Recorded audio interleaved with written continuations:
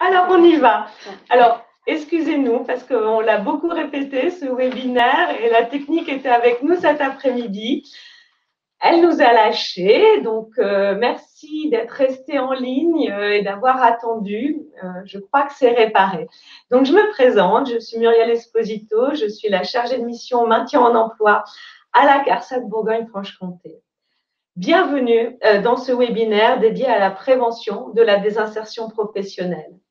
Médecins de soins, médecins du travail, médecins conseils, mieux se connaître pour mieux coopérer. Nous allons évoquer aujourd'hui spécifiquement le cas des salariés du secteur privé.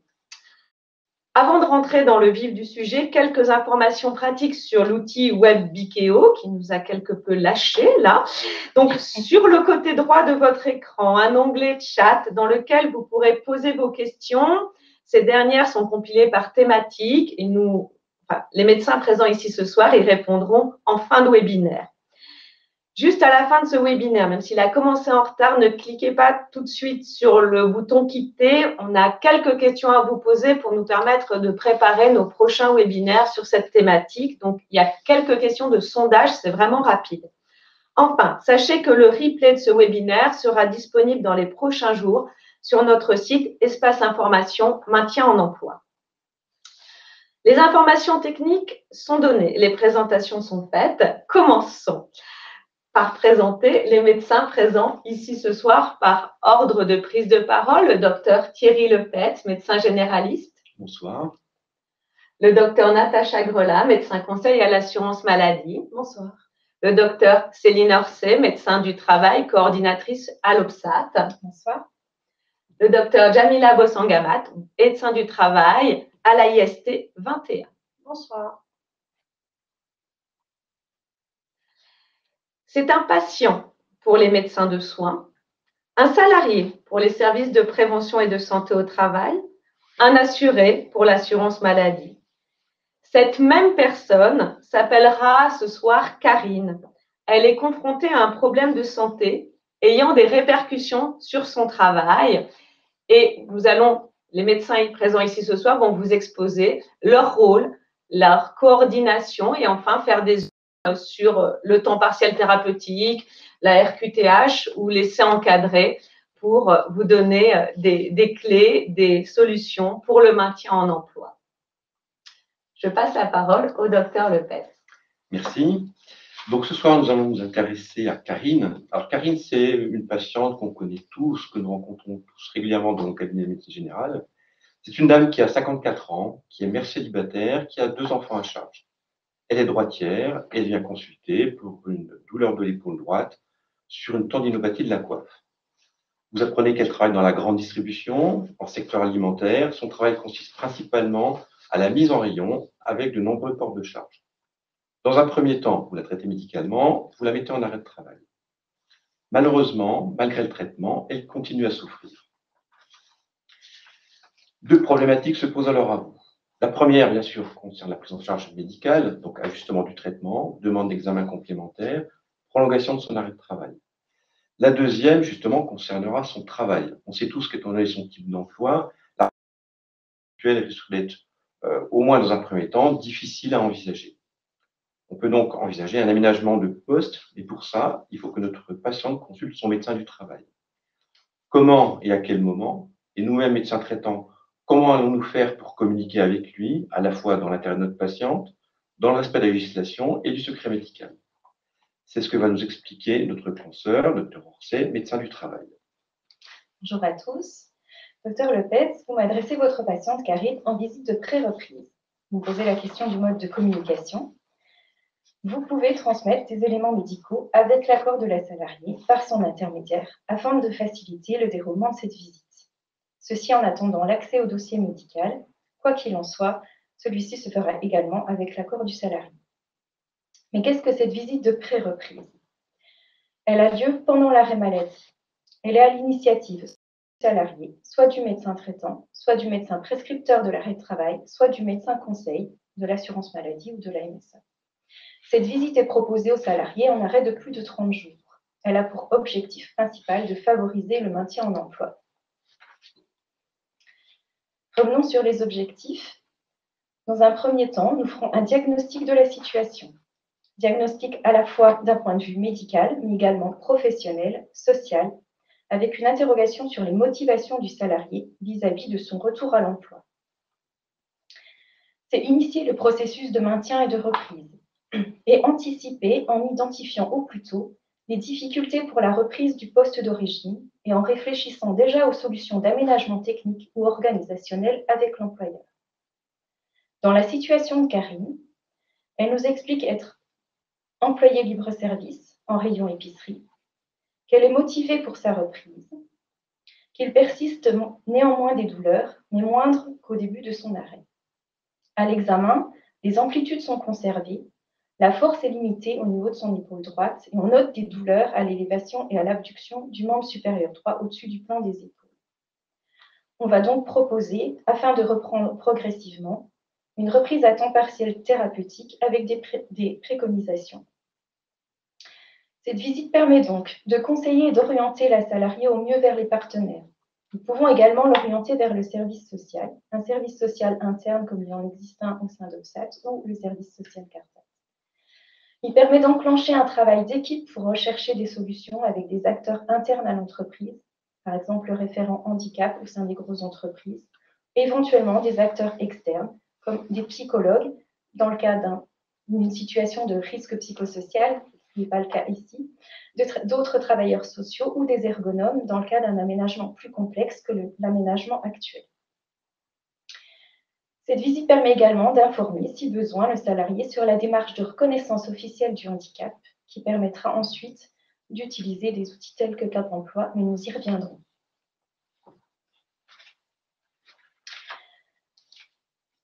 Quelles sont donc les décisions suite à cette visite de pré-reprise? Au niveau du travail, des préconisations sont donc faites et adressées à l'employeur.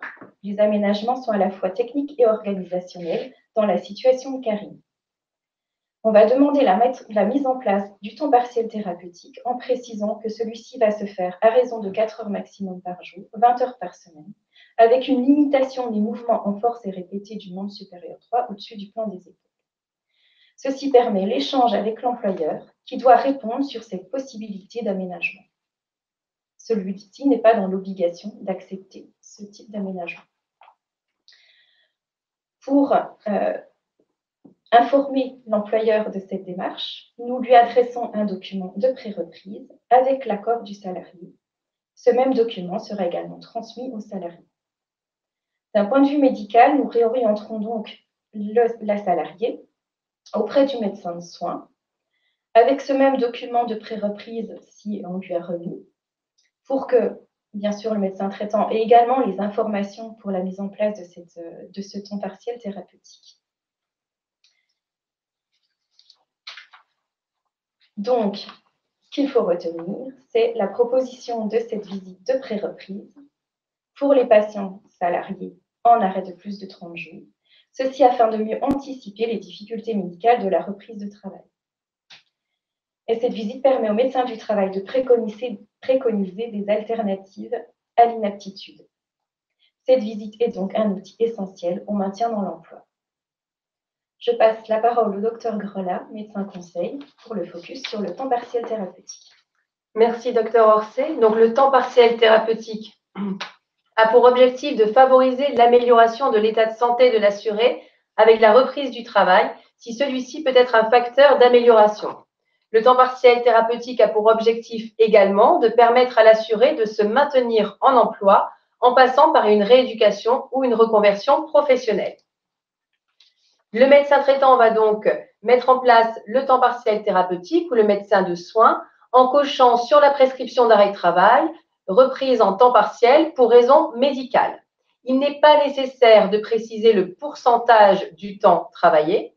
Le médecin du travail, comme vous l'a expliqué le docteur Orsay, va organiser la mise en place de ce temps partiel thérapeutique au sein de l'entreprise et précisera le pourcentage travaillé et l'organisation des horaires. L'accord de l'employeur est obligatoire, comme vous l'a dit le docteur Orsay.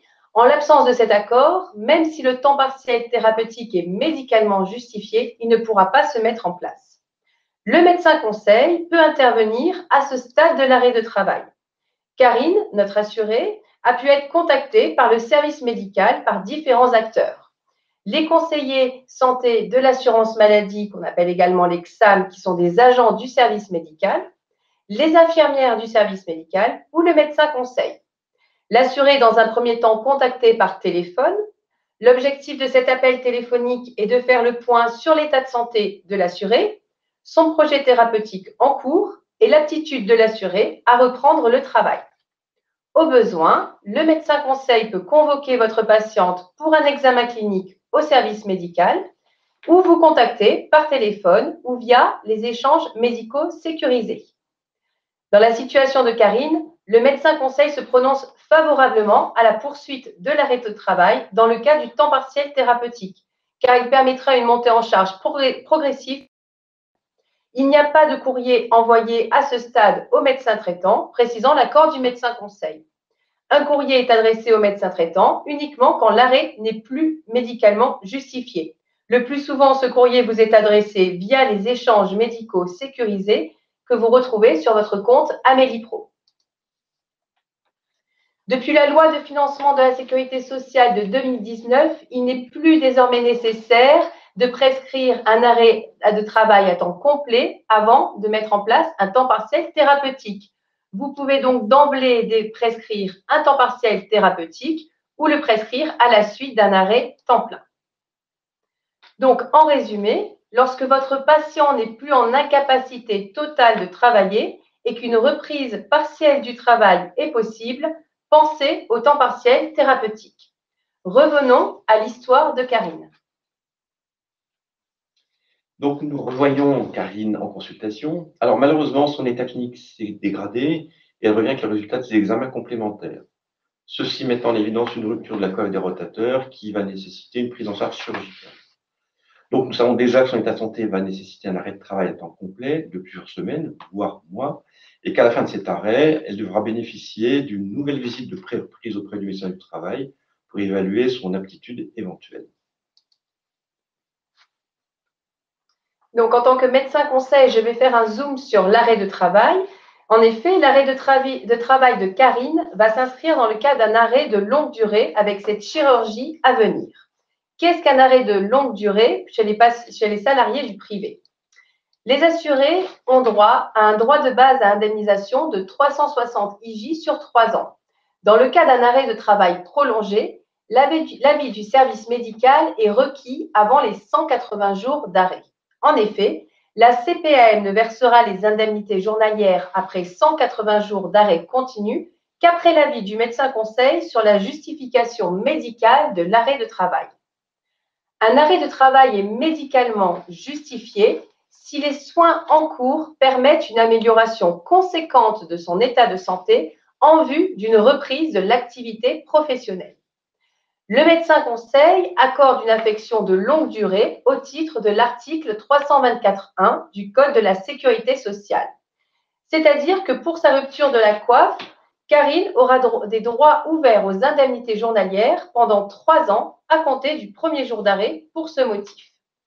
Il n'y a plus depuis plusieurs années de protocole de soins à remplir par le médecin traitant pour accorder cette ouverture de droit.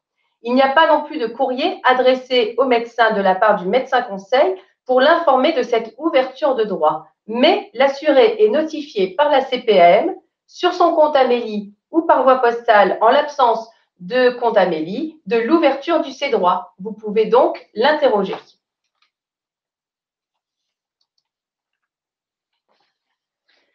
Alors, c'est à mon tour. Certains d'entre vous se demandent peut-être pourquoi il y a 2 médecins du travail dans ce webinaire. Dans notre cas pratique, changer de médecin du travail serait rarement le cas. C'est en fait pour introduire 2 notions importantes sur notre métier. La notion numéro 1 va vous permettre de comprendre pourquoi vous n'aurez pas toujours le même médecin du travail au fil de la carrière de votre patient. En effet, le médecin du travail est le médecin de l'entreprise. Il est affecté à une entreprise et dans cette entreprise, il suivra un certain nombre de salariés, dont votre patient assuré.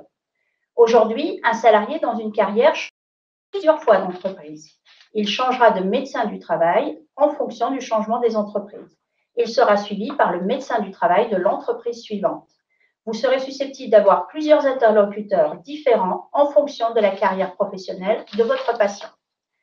La notion numéro 2 est que le médecin du travail anime, coordonne ou délègue des actions à des membres de son équipe pluridisciplinaire, infirmiers, médecins collaborateurs, ergonomes, etc. Ils pourront intervenir dans le maintien en emploi. Votre patient assuré peut vous parler d'eux. Revenons maintenant à notre cas pratique. Karine est son épaule dans l'entreprise qui l'emploie. Elle revient voir le médecin du travail en arrêt maladie, donc en visite de pré-reprise à nouveau. Elle nous explique ce qui se passe au niveau médical. Elle s'est aggravée, une chirurgie est même envisagée. Le médecin du travail va donc faire plusieurs choses. Premièrement, un examen clinique pour évaluer les capacités cliniques restantes. Il constate une limitation des amplitudes. Les gestes demandés par le travail ne semblent plus possibles du fait de la pathologie. Même si un aménagement de poste peut être envisagé dans un premier temps avec des restrictions médicales sur le poste, l'avenir professionnel de Karine est compromis. Le risque d'inaptitude médicale au poste est grand. On teste dans un deuxième temps sa motivation à garder son poste dans l'entreprise. Dans un coin de notre tête, on a aussi la connaissance de l'entreprise sur sa volonté, possibilité à faire des efforts pour garder ses salariés. On fait une évaluation médico-sociale de la situation de Karine pour la réorienter en conséquence. On va demander, dans les situations qui sont compatibles, de faire un dossier MDPH. Cette annonce est souvent mal accueillie par le salarié, par peur ou par préjugé. Ils disent quasi tous « mais je ne suis pas handicapé ». Si cette reconnaissance est nécessaire pour sécuriser le parcours du salarié, nous expliciterons plus longuement, car notre mission de maintien en emploi comprend cet accompagnement au changement. Dans ce dossier MDPH, une partie est à remplir par le salarié, une partie est à remplir par le médecin de soins, le certificat médical que beaucoup d'entre vous connaissent. Nous insistons sur le fait que ce certificat médical est important à remplir rapidement, s'il est demandé dans un parcours de maintien en emploi. Une partie sera à remplir également par le médecin du travail dans ou en dehors de ce dossier. Le statut RQTH est important pour plusieurs raisons. La facilitation et la sécurisation du parcours pouvant être mis en place dans l'entreprise, ça donne des dispositifs financiers ou organisationnels qu'on peut mettre en place dans l'entreprise. Il apporte la sécurisation de l'emploi par la loi de 2005.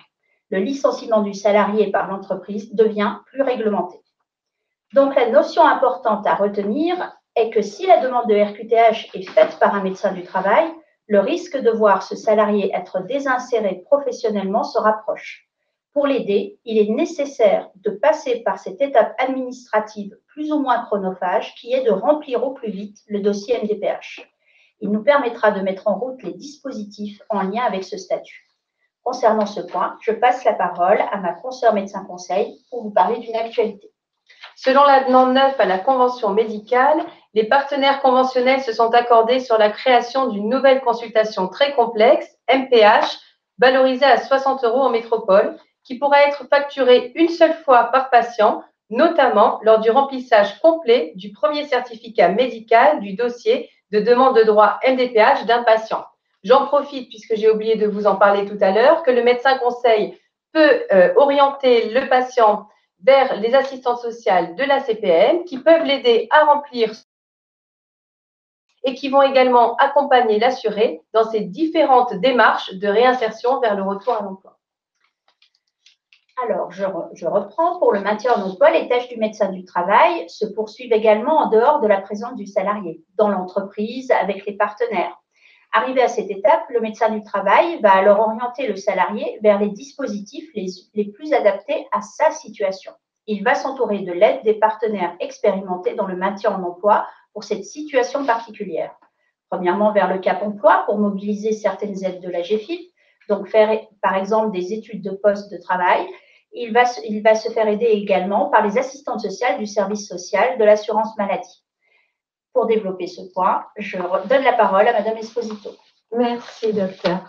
Le service social de l'assurance maladie, c'est un service de proximité installé dans les CEPAM. Donc, en Bourgogne-Franche-Comté, on a 8 services sociaux installés dans les 8 CEPAM.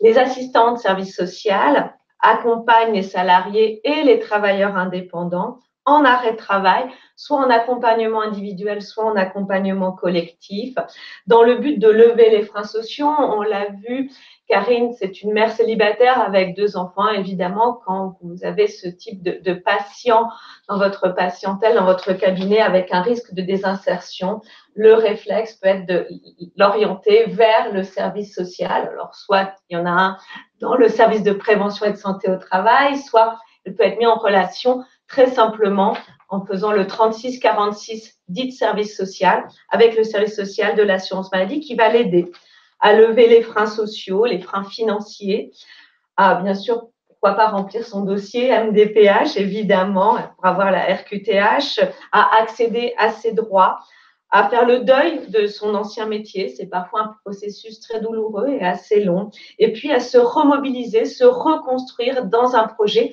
en mobilisant les dispositifs de l'assurance maladie. On peut se former, avoir un bilan de compétences, tout ça pendant son arrêt de travail quand c'est médicalement justifié.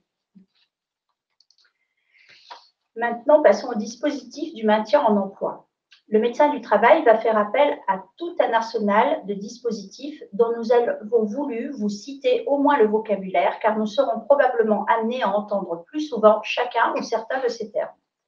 La RQTH, en premier, je ne reviens pas dessus, l'important étant, vous l'avez compris, de faire vite le dossier pour aider vite le salarié. L'étude de poste, qui correspond à la partie travail en entreprise du médecin du travail, encore appelée dans notre jargon AMT, action en milieu de travail. Elle peut se faire avec des membres de l'équipe pluridisciplinaire ou certains des partenaires du réseau de maintien en emploi. On se rend ensemble en entreprise pour suivre le salarié dans chaque étape de son travail.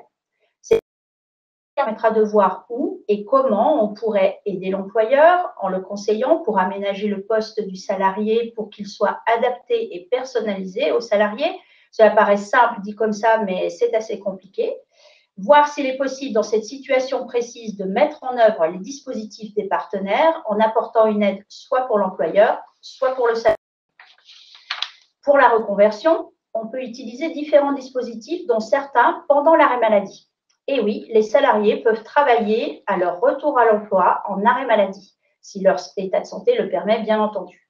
Dans ce cadre, nous évoquerons l'avant-reconversion avec le bilan de compétences adapté au handicap, s'il y a un handicap. C'est l'étape qui permet aux salariés de répondre à la question « Quel emploi peut être possible pour moi ?»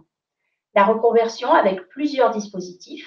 L'essai encadré, qui est un dispositif qui permet soit de tester son emploi avec des aménagements de poste avant la reprise, soit de tester un autre emploi. Une CRPE, qui veut dire Convention de rééducation professionnelle en entreprise, avec ou sans un statut travailleur handicapé. Ce dispositif, du fait d'une nouvelle réglementation en mars dernier, est en cours de discussion pour sa mise en pratique. Des éléments sont attendus dans les semaines qui arrivent. En gros, le salarié peut passer d'un emploi X à un emploi Y, complètement ou partiellement différent, dans la même entreprise. Ou il peut passer d'un emploi X à un emploi Y dans une autre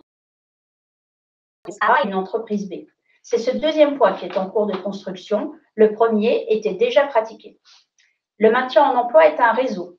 Nous travaillons avec des partenaires multiples. Cap Emploi, GFIP, assistante sociale du service en santé de travail, membre du service social ou médical de la CPAM et beaucoup d'autres. Nous sommes tous les maillons de la chaîne pour aller vers un maintien dans l'emploi sécure et en phase avec l'état de santé du salarié. Je repasse la parole à Madame Esposito pour le petit zoom sur l'essai encadré. Merci, docteur. Donc, très brièvement, un petit zoom sur cette mesure de remobilisation l'essai encadré. C'est une mesure de l'assurance maladie qui est inscrite dans la loi du 2 août 2021.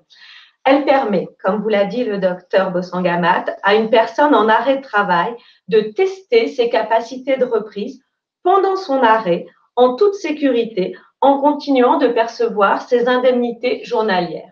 Concrètement, un essai encadré peut durer 14 jours, fractionnable selon l'état de santé, de fatigue de la personne. Ça peut être renouvelé une fois.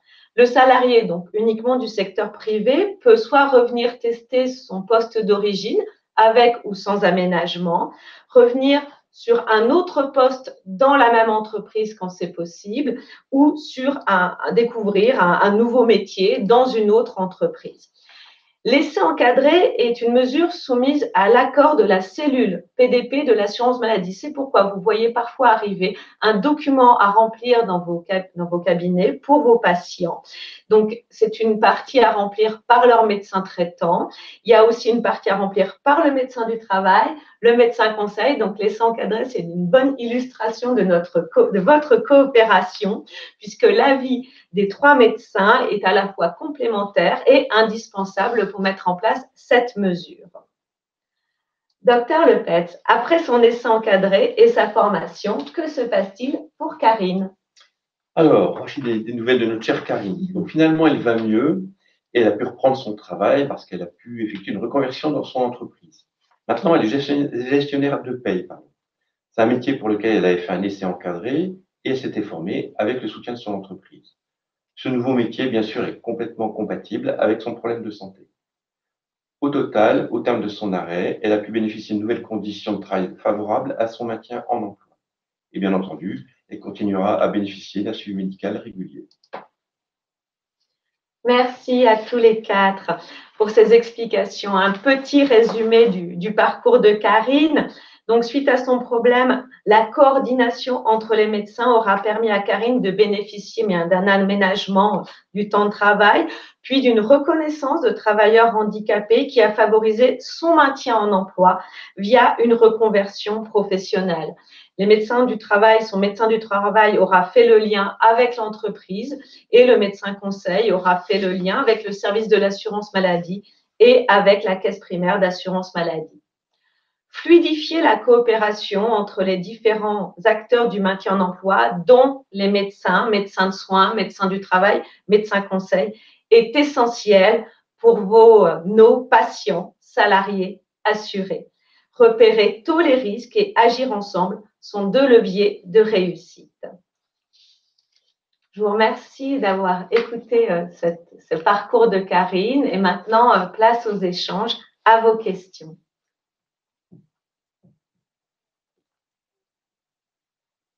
Alors, je me connecte. Alors, beaucoup de questions.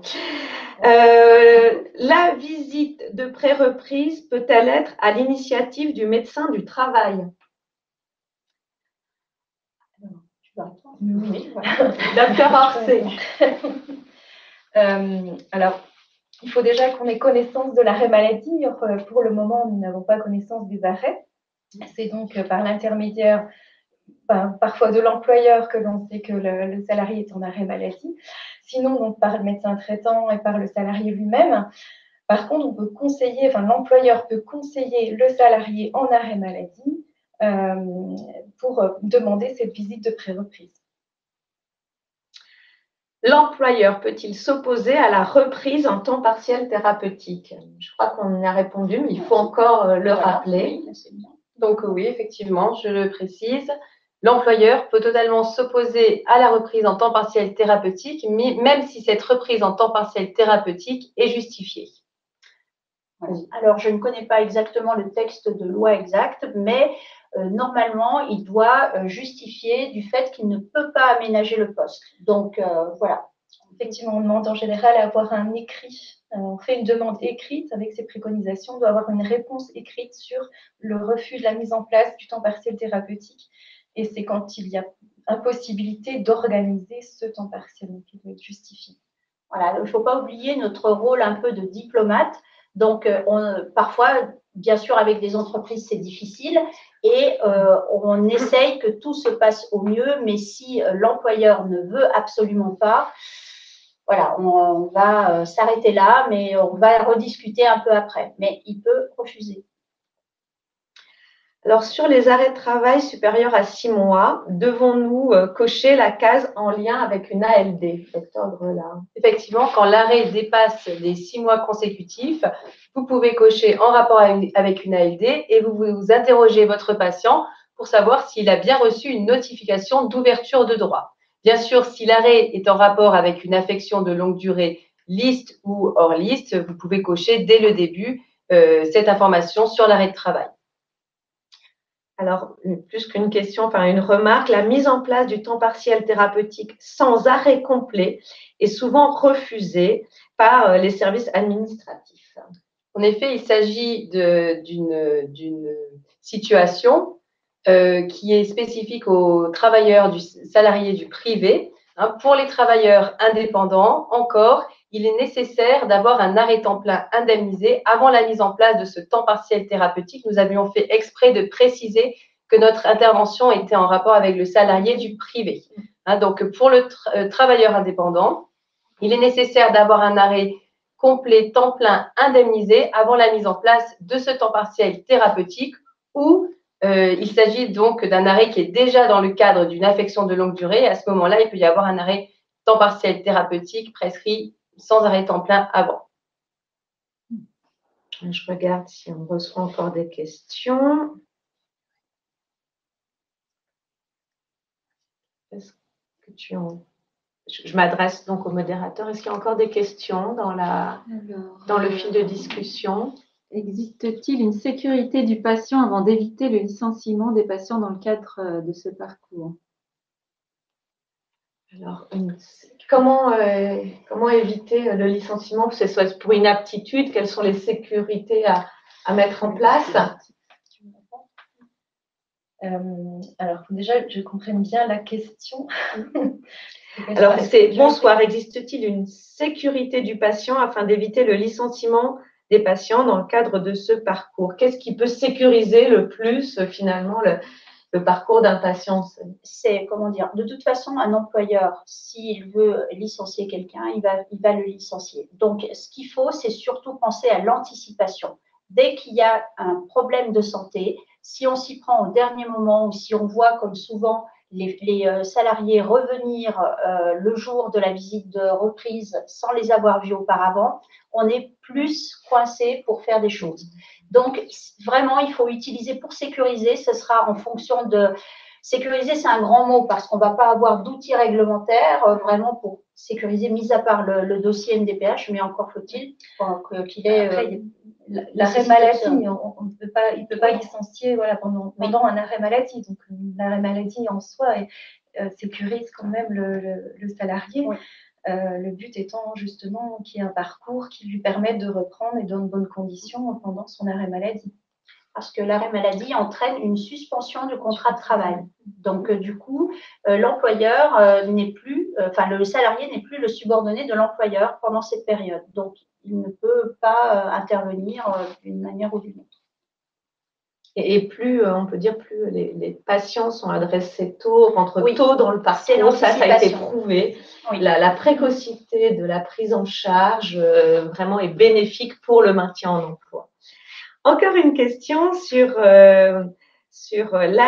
L'ALD ouvre-t-il droit aux transports médicaux en rapport avec sa pathologie? Donc, effectivement, un patient qui est en affection de longue durée, qu'elle soit exonérante ou non exonérante, cette affection de longue durée peut bénéficier donc de transports médicaux lorsque sa situation médicale le nécessite. Et quand c'est non exonérant, donc dans le cas de cette affection de longue durée, donc de cet arrêt de longue durée, le transport est pris en charge partiellement par l'assurance maladie. Le reste est à charge des complémentaires santé. Quelle différence entre essai encadré et CRPE pour tester un emploi dans la même entreprise? Alors, on n'a pas encore tous les textes et les décrets, mais alors un essai encadré, c'est déjà que 14 jours renouvelables une fois. Une CRPE, ça sera plus long. Alors, voilà, et surtout, l'essai encadré est pendant l'arrêt maladie. Le CRPE, il faut commencer, il y a des moments pour commencer le CRPE, on doit être en temps partiel thérapeutique et ensuite on met en place au passage du temps partiel à l'activité complète. Donc, nous on sait.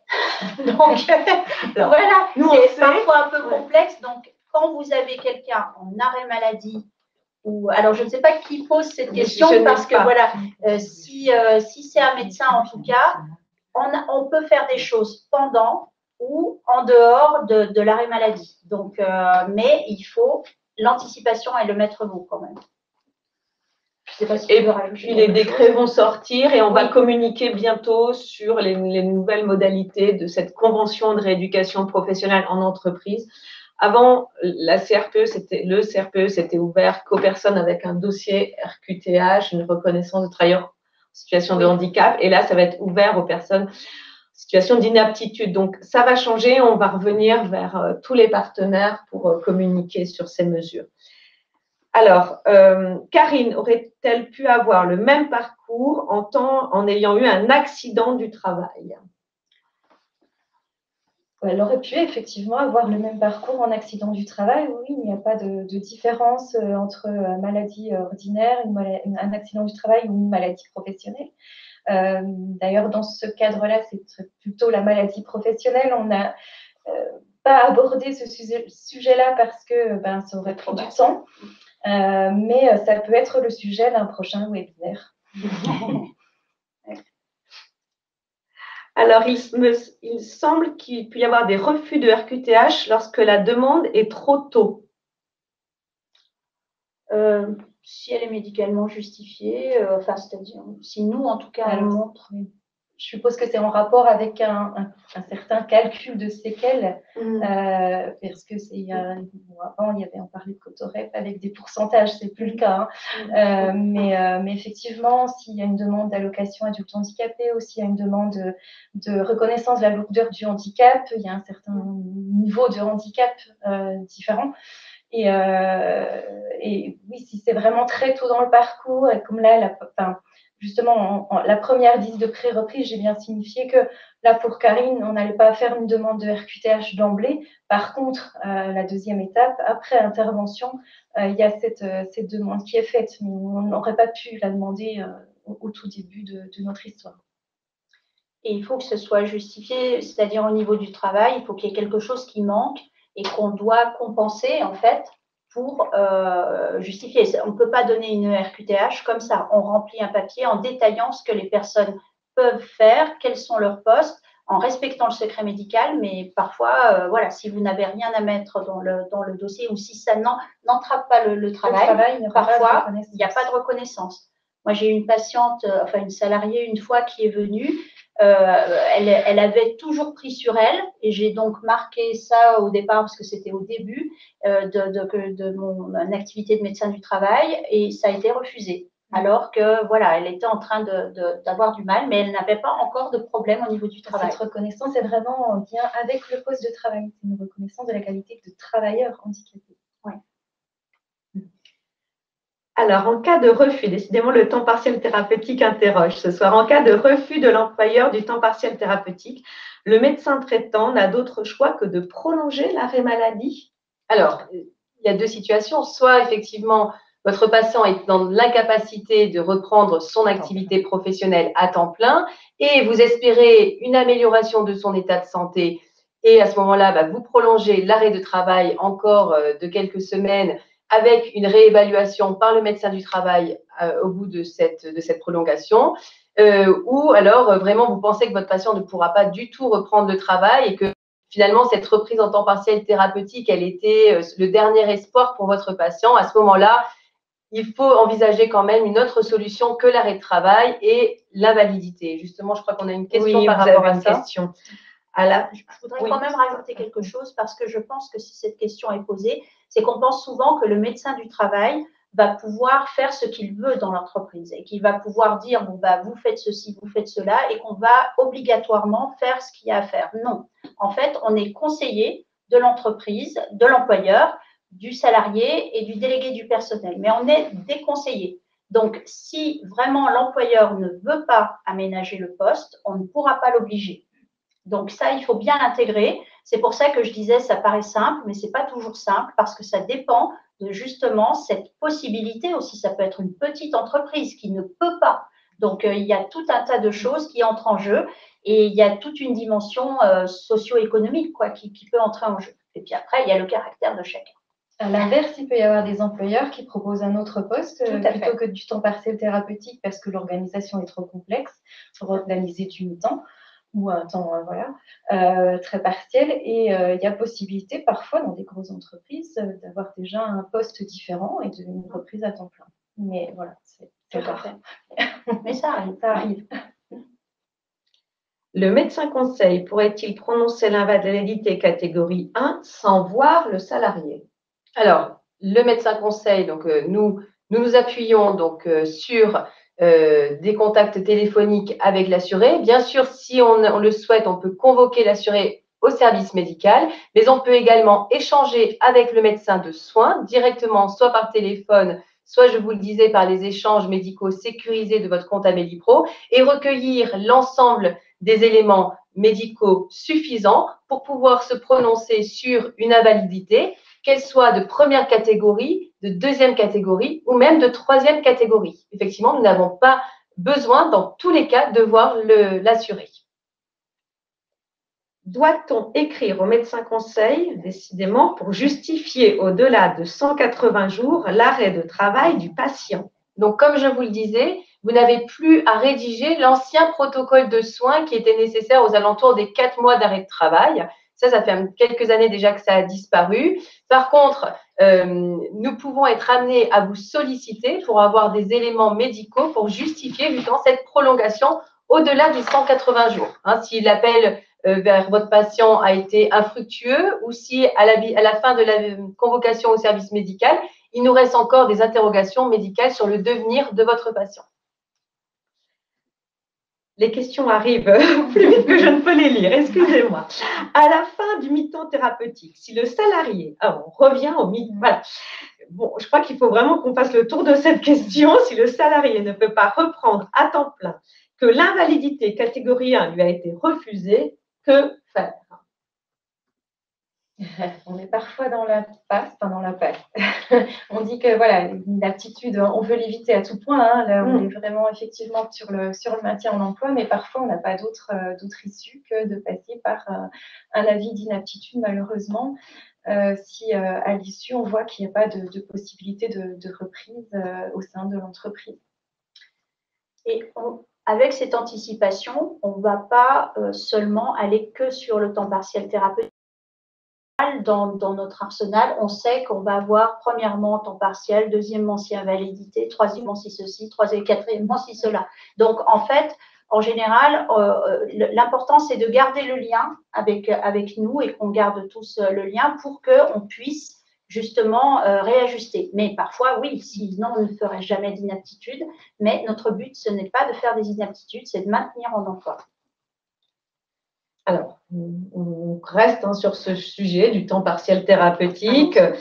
Concernant la possibilité de prescrire un temps partiel thérapeutique sans arrêt de travail avant, dans la pratique, c'est quasi impossible à mettre en place, car il faut que le médecin du travail voit le patient pour organiser le temps partiel thérapeutique. Alors non, c'est vrai que j'ai omis d'en parler tout à l'heure, c'est un petit point là-dessus. Il n'y a pas d'obligation à voir le médecin du travail pour mettre en place un temps partiel thérapeutique. Il peut être mis en place, envisagé par le médecin de soins, le médecin traitant, et mis en place avec un échange avec l'employeur pour que ce soit organisé en interne. Voilà, on a parfois l'information a posteriori une fois que c'est mis en place. Alors, ce parcours serait-il le même pour un salarié en contrat de travail à durée déterminée, donc qui ne serait pas en CDI, qui n'aurait pas un CDI dans l'entreprise? Tout va dépendre de la durée du CDD, parce que là, c'est l'évolution de sa pathologie. Les arrêts ont été quand même assez longs. Après, si on est sur des CDD assez longs, ça peut aussi être le cas dans ce cas-là. Et le service social de l'assurance maladie continue d'accompagner les personnes quand elles sont en arrêt de travail, quand leur CDD arrive à échéance, on ne les met pas dehors, on continue de les accompagner. Il y a le lien avec le médecin de soins, le médecin conseil qui se fait. Je crois qu'on arrive à la fin des questions. On approche de l'heure de fin. Je regarde. Non, il n'y a plus d'autres questions qui arrivent. De toute façon, vous avez les coordonnées, voilà, dans cette slide qui s'affiche. Il y a un site qui est, tous les services de santé au travail, les partenaires ont leur site. On a un site qui va parler pour les salariés du secteur privé et les travailleurs indépendants du maintien en emploi. C'est le site qui s'affiche là, espace information maintien en emploi que vous pouvez consulter, où il y a beaucoup de ressources, beaucoup d'informations à donner à vos patients. Vous avez les coordonnées du service social de l'assurance maladie, les coordonnées du service médical de l'assurance maladie, de l'AIST 21, de l'OPSAT, où vous avez des interlocuteurs. Et puis, je vous précise que l'assurance maladie a mis en place une formation en ligne qu'on appelle un MOOC, arrêt de travail, prévenir, prescrire, accompagner. Vous avez la possibilité de vous inscrire jusqu'à début octobre en suivant le lien qui s'affiche et puis que vous aurez après dans le replay du webinaire avec le support. Je vous remercie encore de votre attention. Excusez-nous pour les petits, voilà, l'écran noir du début et puis les minutes qui nous ont paru assez longues, à nous aussi. Merci pour votre attention. Avant de vous déconnecter, merci de remplir le sondage afin de revenir vers vous avec des webinaires qui répondent à vos attentes. Merci. Merci, bonne soirée. Au revoir.